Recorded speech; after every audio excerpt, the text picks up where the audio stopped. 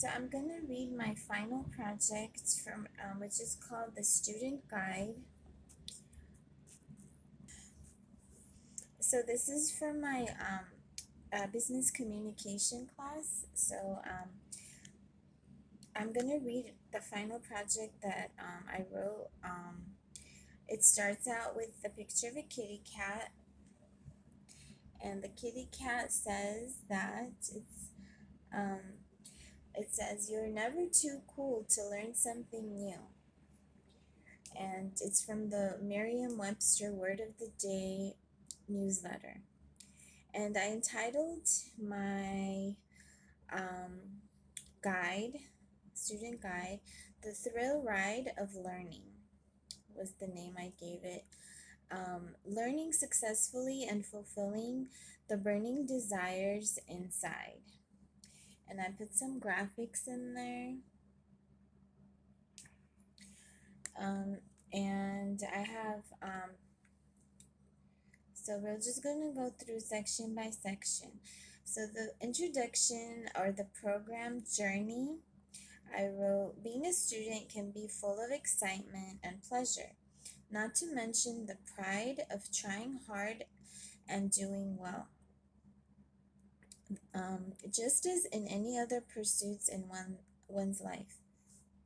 Being a lifelong learner wherever one happens to be in the world can be fulfilling and uplifting.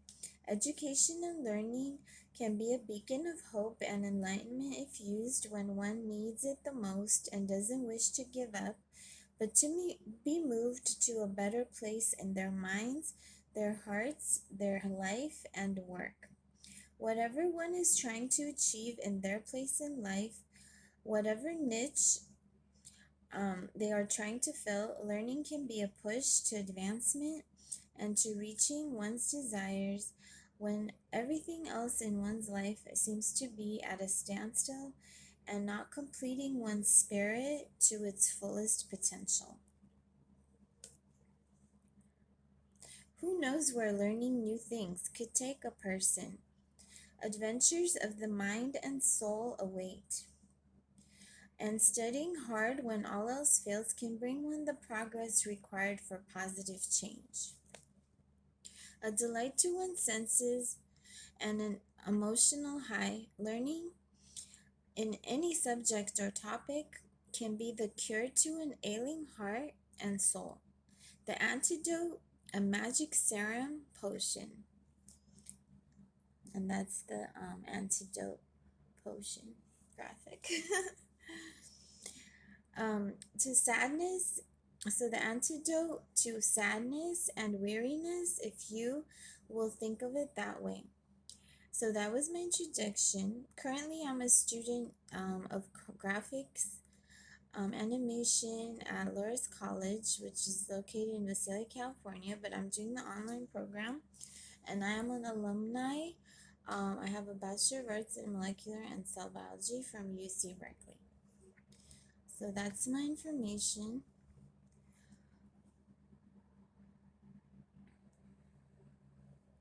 And the next section is called, you said independence? Okay, the next section is called Tools, Resources, Communication, and Opportunities. When one needs help, there are resources and staff, mentors, classmates who can help with counteracting specific frustrations or problems one may feel burdened with. That's my graphic. When you feel angry because you are stuck and don't know of a way out, cancel the anger and convert it into discovering solutions. Finding territory to explore that may bring one's feeling of frailness to a feeling of strength. Being glum should be changed to being joyful.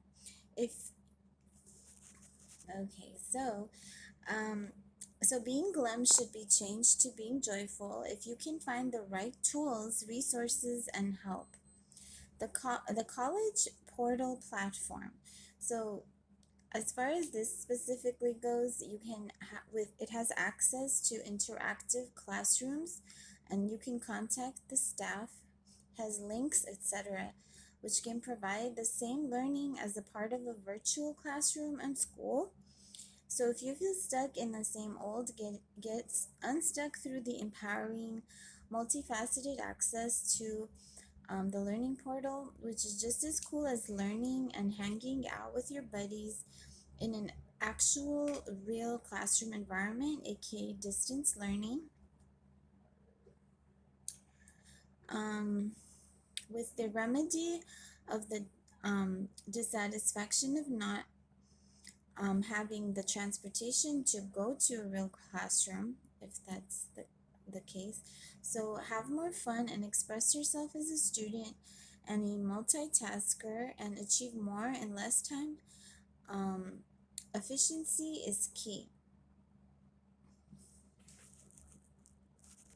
Be awesome in your own time, comfort, zone, and space.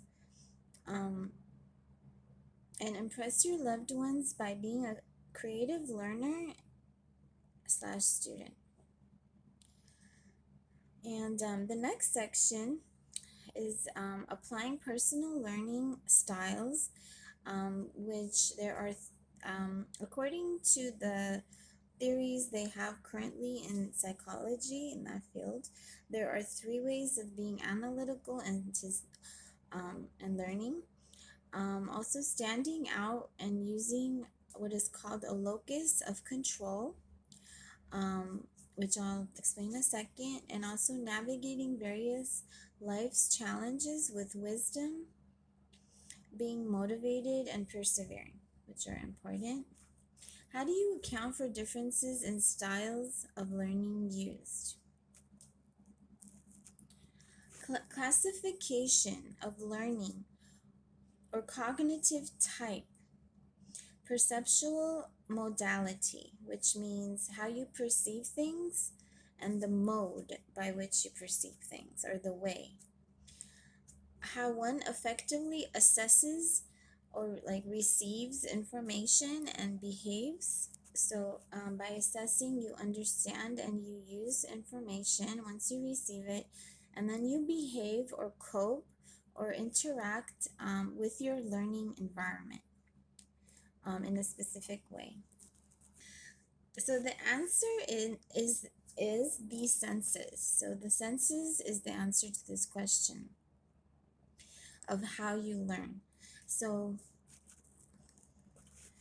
one can be according to the theories that are currently out there, I guess. So one can be either a visual learner relying on ordering, matching, color, textual, logical, so text, like text, right? Text, right?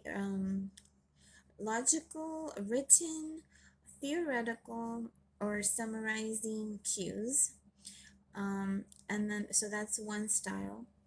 And then the audio style relies heavily on cues from sound or oral, or like the aura, verbal or linguistic, spoken, social, interpersonal, tone, and descriptive. And then the third relies on kinesthetic, tactile, or touch-based, hands-on, or object-focused, physical, role play, spatial, shapes, practical, and pragmatic. Pragmatic as learning cues. So again, this is a theory, and I'm not sure. There might be a blurry line between these groupings. Essentially, each individual falls within either the telling, the showing. So the telling would be the audio, the showing would be the visual, or the doing group of preferred deep learning.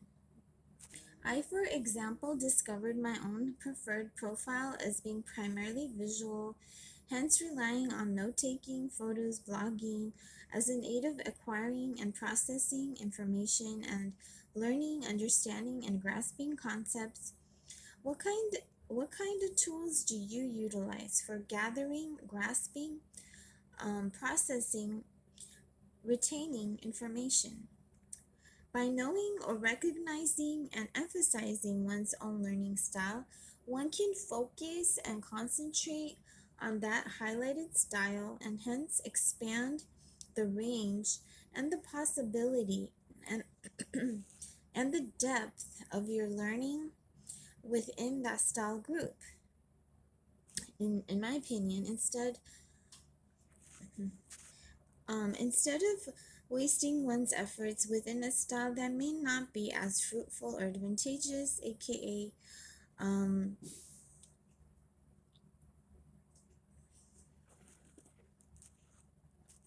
that one may not be as eager to use. So mind tools, so tools of the mind, methods and techniques, the more intuitive type of intelligence that will accelerate the learning process, receiving and using data in one's field or subject is best and recommended.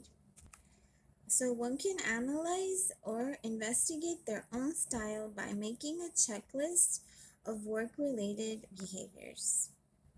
Okay, so the next section, I have these graphics which are to represent the locus of control, of which two types exist. And this graphic of showing the palm is either filled in and the surroundings are black and white versus color, or the reverse where the palm is black and white and the background or environment is in color, which is supposed to symbolize the two types of the locus of control. So once I explain it, you will understand what is meant by that. So, and also the kitty cat here that's colorful symbolizes the different kinds of cognitive learning styles by emphasizing the different parts of your mind which are utilized and focused when you learn in different ways.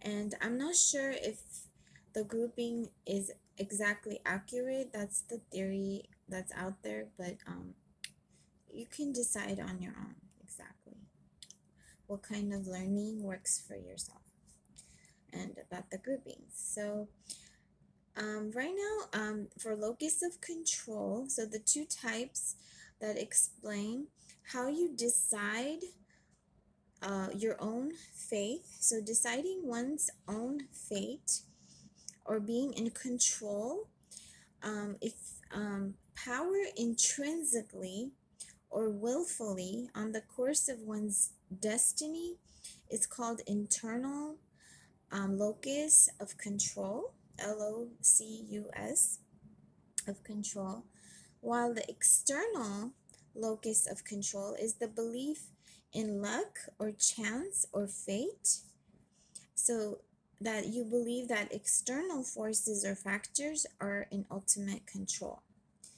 So you can choose your own, either internal or external. So either you have control or the environment has control, hence the palms being either black and white and the environment being colorful and emphasized, or your palm being emphasized while you have internal control and the environment is black and white. So you can either be internally controlled or externally controlled according to your own beliefs. So for myself, of course, I had to choose for our assignment, of course. So I was not surprised to find for myself that my control is internal, but it is something you find out based on how you react to things in your life. If things go right, do you simply praise yourself, attribute your abilities, self-gratification is used, or self-efficacy is used or believed, or are you one with all and you praise the complicated or the complex outside and the extrinsic forces of the universe because you believe things are uncontrollable and predetermined or predestined? So it's really up to you. Okay, so that's that section. Okay, and then the next section is in the section of time management. Also, your own focus, how you prioritize, delegate, and efficiency. So in this section, we also have some graphics having to do with managing time and things like that. So some important points in this section are pre-planning, being responsible, setting valuable and sought out goals. Also,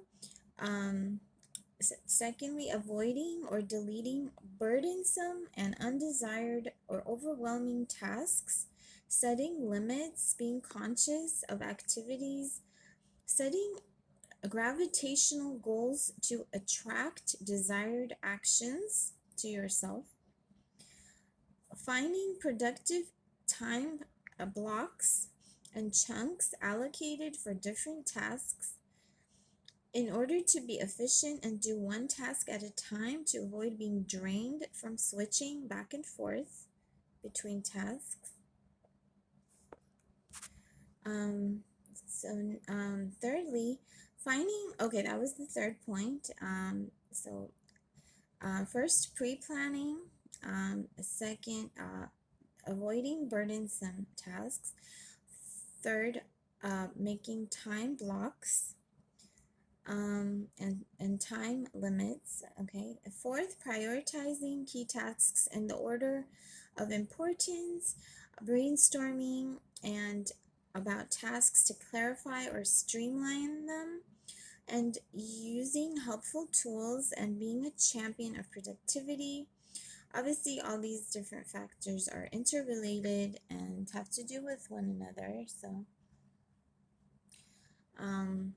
And next, so we got 1, 2, 3, 4. Fifth, being a leader, even though teams have shared optimism and purpose, being in a team, learning to say no to certain tasks that may be too much for you to do alone is good. Engaging in a network. So engage in a network ring and communicate your intentions and delegate tasks to save time and energy. Work as a team effectively. Be honest, respectful, a good listener. Share rewards and reflect on the achievements of the tasks. Okay, so the next section is, okay, so I guess that was 5 points for time management section. 1, 2, 3, 4, 5. So of course, prioritizing was 4th, and 5th was delegating. Alrighty. Professionalism is the next section. Presenting your best work, being proud of your accomplishments, achieving, learning, progress at its best, and what helps one to excel.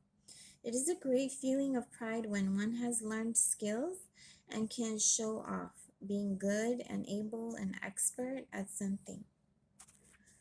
Okay, so we have some pictures here, graphics of some professional looking images, being professional.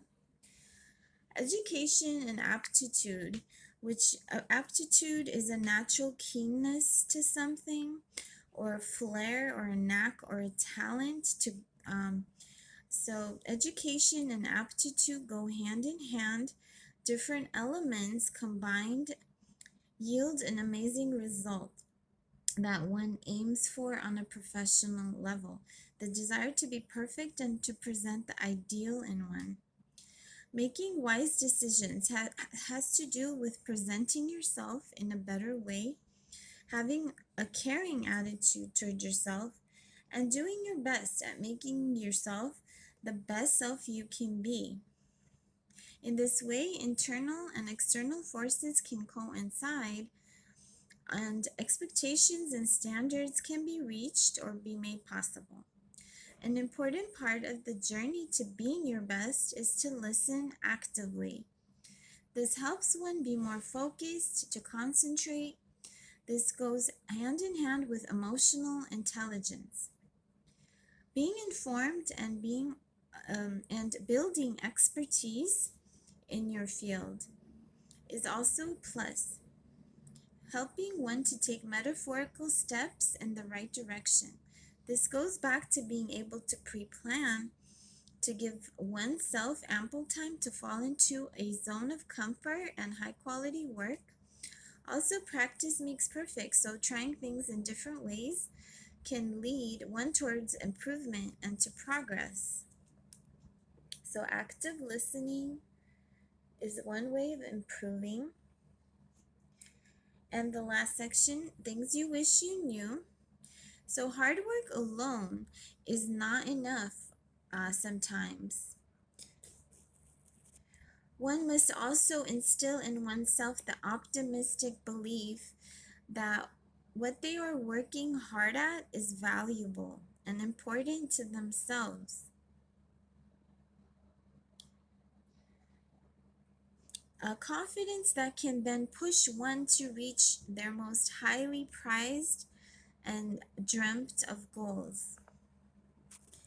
Whether it be self-talk or encouragement from loved ones, a sense of motivation fills one and enables one to feel like they are making their way towards a clear and worthwhile goal. Sometimes a little encouragement can help one find their way a bit easier.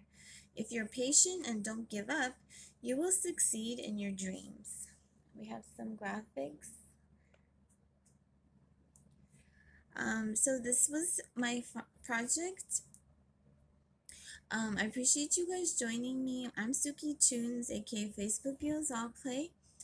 And I have some citations here with graphics as well. Let's see. So yeah, that was everything. Bye guys. Thank you guys. And I'll see you all in my next video.